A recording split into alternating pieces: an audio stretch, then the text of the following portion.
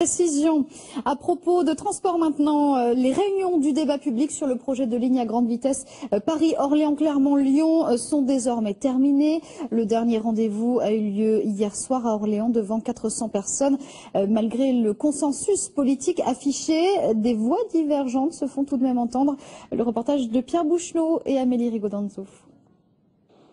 18h54. Parmi les 400 personnes qui s'installent dans la salle du débat, des participants venus de loin, dont Patrice Joly.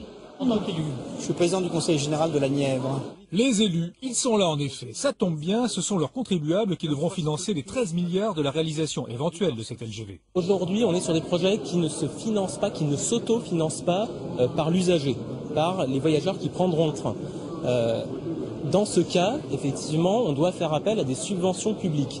Et là, les collectivités, État, collectivités locales, et donc le contribuable peut être amené à participer. 19h, la séance peut commencer.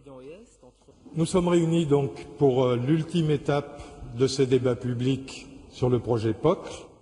20h01, un homme se lève, très visiblement indigné. Serge Grouard n'est pas seulement le maire d'Orléans, il est aussi le député qui préside la commission du développement durable à l'Assemblée nationale.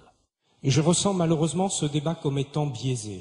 Je reproche à l'entité Réseau Ferré de France d'avoir pratiquement les conclusions préétablies. Le scénario de Serge Grouard, le tracé ouest qui desservirait notamment le Loiret et qui a fini par trouver effectivement l'approbation de la plupart des élus concernés par la LGV contre le tracé est et le tracé médian. Tracé que Réseau Ferré de France est donc soupçonné de préférer.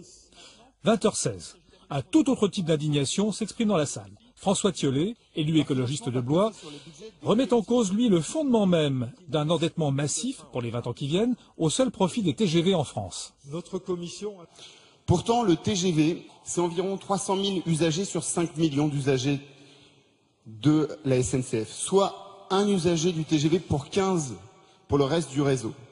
Donc si on le dit autrement, on prévoit environ 35 000 € d'investissement par usager du TGV et 13 fois moins pour tous les autres. Avec pour corollaire la question du prix du billet de train pour les usagers qui n'auraient plus d'autre choix que le TGV. Mais cette question-là n'a pas été abordée hier soir. Réseau Ferré de France fera connaître sa décision en juillet 2013.